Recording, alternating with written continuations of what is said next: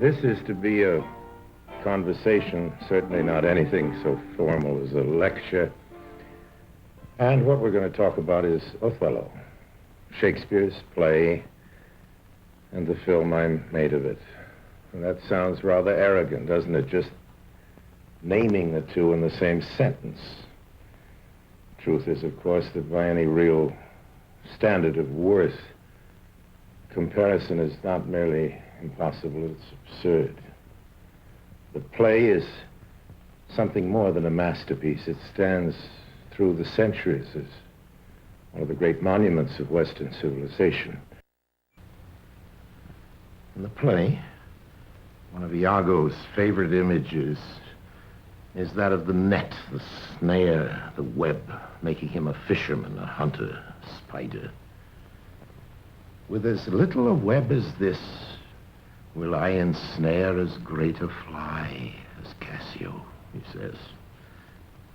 And our camera holds that image before the camera's eyes and plays variations on it. We see it through the grate which Desdemona passes to escape her father, the net that holds her hair in Cyprus, the ship's rigging, the rack of spears, and the fortress, and the windows and doors of Othello's bedroom. In the end, Iago is caught in his own mesh.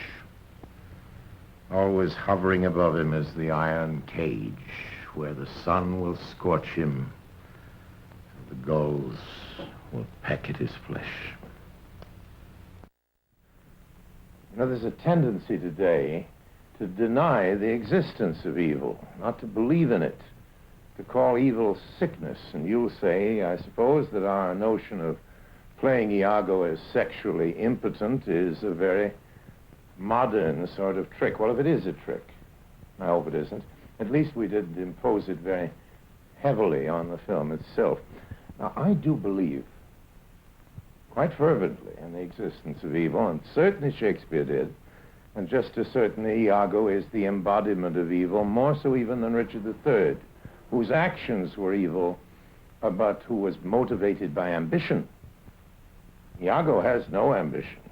He hates Cassio. That's true for having been given a military title that he might have had, but he would have hated him anyway.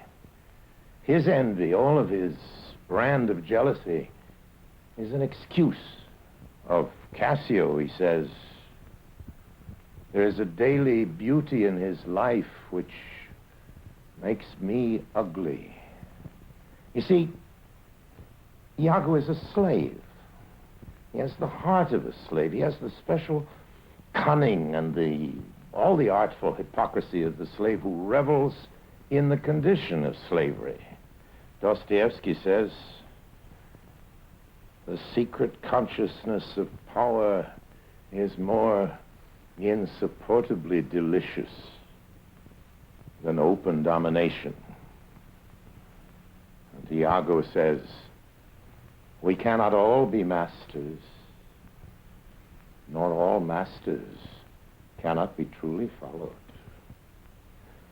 The irony is satanic.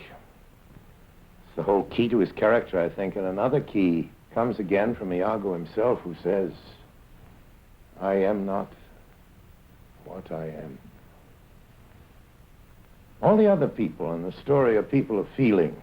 Iago is the intellect. He is pure intellect, and as Emerson says, pure intellect is the pure devil, pure and cold. Iago's is the terrible alliance of pure intellect and hate, and this is damnation. The worst of all hells in Dante's Inferno is the hell of ice. I'll leave you with a confession. This hasn't been as easy as I could have wished.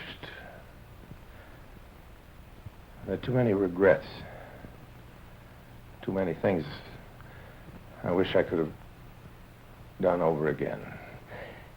If it wasn't a memory, if it was a project for the future, talking about Othello would have been nothing but delight. Promises are more fun than explanations. With all my heart, I wish that I wasn't looking back on Othello, but looking forward to it. That Othello will be one hell of a picture.